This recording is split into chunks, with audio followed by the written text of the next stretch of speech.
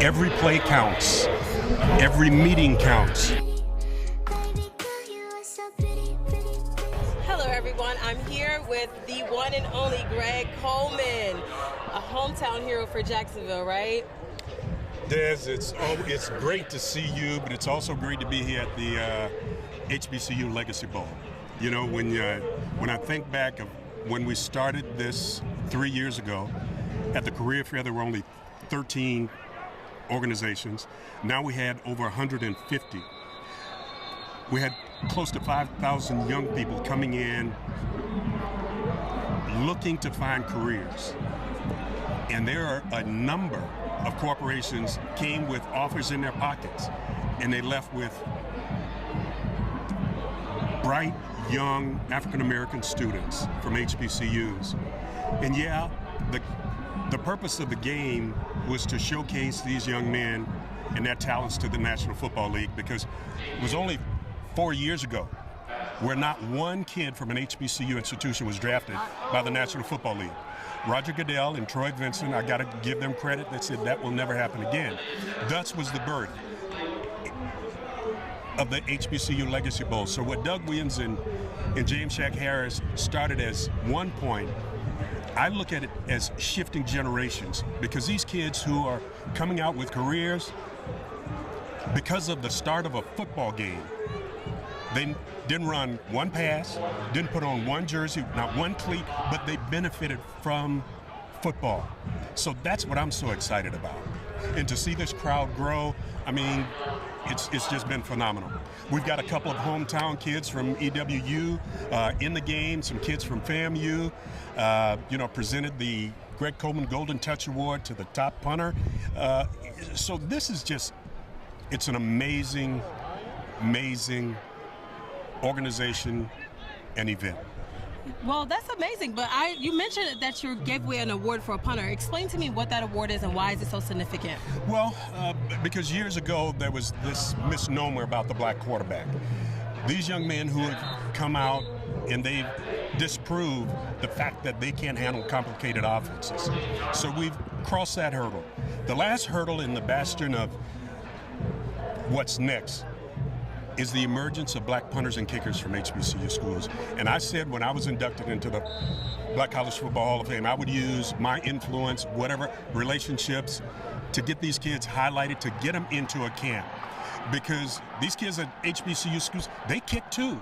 So I want little kids who look like me to say, not only can I be a great quarterback, but I can also be a great punter and kicker. What would you say to maybe a high schooler that is coming into maybe an HBCU and they want to be a punter, but they really don't know how to go about it? What is something you would give them for like a key to success? Number one, be passionate about about that dream. You know, Dr. King changed an entire culture with a dream. I had a dream too as a young kid. That was to be a punter and a kicker in the National Football League. And I worked my tail off. And I always said that when preparation meets the opportunity, that's going to equal success. Find some mentors, find some tutors. Now you have this technology, YouTube, search the punter or kicker that you want to pattern your style after. Marquette King, a kid that finished from Fort Valley State, found me when he was a senior at Fort Valley State. They were playing FAM. I came up, talked to him, worked with him. He was an all-pro punter in the National Football League. He still should be punting today. But you know, you got to be persistent. You've got to be resilient, but you got to be hungry.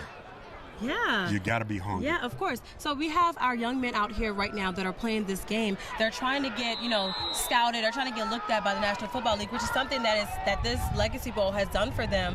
So what would you say to these young men if they don't get the opportunity? What could they do next in their life to continue chasing their dream? Every play counts. Every meeting counts. Every encounter counts. So you got to be prepared. The old Boy Scout motto is be prepared, because you never know when that next opportunity is going to come and hit you in the face. But if you're not prepared for it, it's just a wasted opportunity. Now, tell me about the Bob Hayes Invitational. What do you want to know? First of all, it's the 60th year. Oh, we're excited now. Oh, yeah, baby. Let me tell you something. Bob Hayes, the only man that God blew breath in that walks the face of the earth, that won an Olympic gold medal and a Super Bowl ring. That's what those founders honored.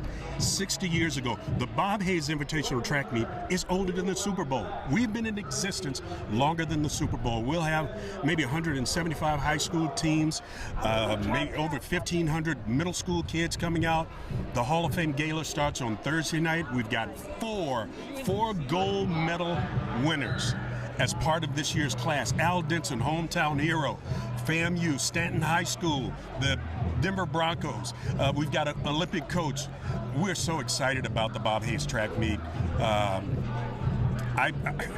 Listen, just got to settle down just a little bit. It's all right. Be excited. I love it. And there's a collegiate meet called Run for the Culture that's taking place on Friday. We're taking their finals of their 100, 200, 4x1, and 4x4, merging them into the finals of the Bob Hayes meet on Saturday. So our kids can see what it's like to compete at the next level. It's also going to keep some college coaches around so they can scout our kids. We have a scholarship fund that we're providing help and support for kids that want to take that next phase in higher education. So it's a community event. So we would love for you to come out.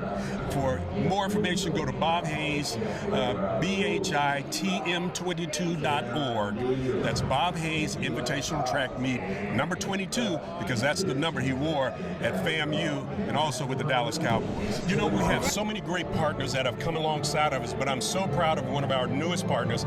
It's called Lit TV Network.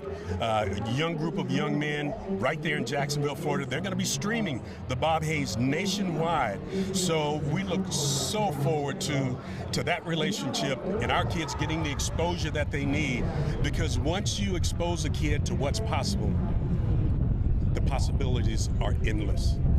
Yeah, so let's just end it on one question. How can the people of Jacksonville really come in and support you guys in whatever you may need during that weekend and even beyond that? Well, if you can't make it to the track meet, there's a space on the website where you can donate to the scholarship fund. If your business or organization would like to be a partner or a sponsor, please go to the website, get in touch with us. That's BHITM22.org. Okay. Thank you so much, Mr. Greg. And we are finally signing off. All right, Liz.